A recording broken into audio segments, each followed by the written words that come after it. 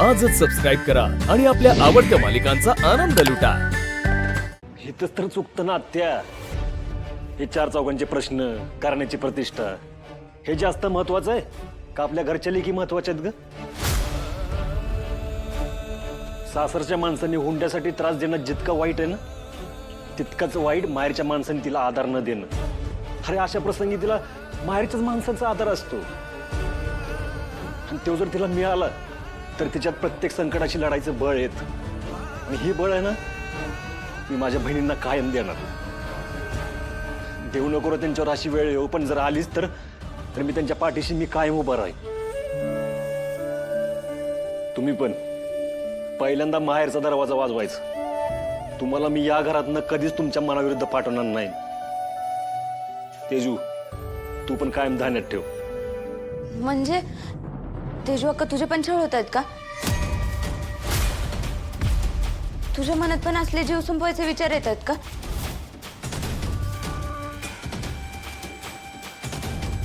आता कसं सांगू हिला?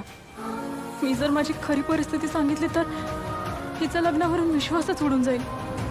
नाही, हे नाही झालं पाहिजे।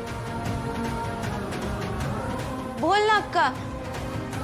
अगं नाही बाबू, पुढे मागे जर माझ्या बरोबर असं झालं ना तर माझं माहेर माझ्या पाठीशी हे मला कळावं म्हणून दादाने माझं नाव घेतलं। आणि तेजूच कशाला? आत्या तुमच्या दोघींचं बी माहेर आहे। तुमच्या दोघींसाठी बी या घरचा दरवाजा कायम उघडा आहे, लक्षात ठेवायचं। बाईचा आदर करायचा असतो, सन्मान करायचा असतो, हे पण डॅडींना कळू द्या ना।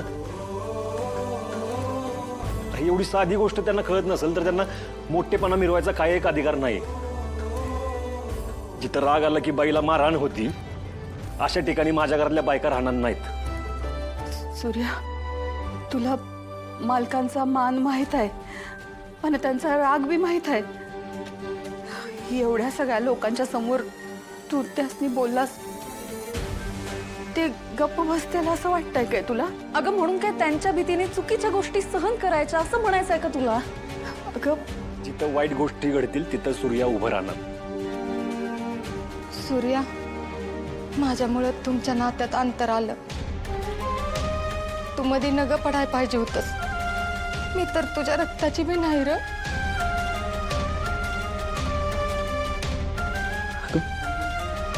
तू रक्ताची नसलीस म्हणून काय झालं?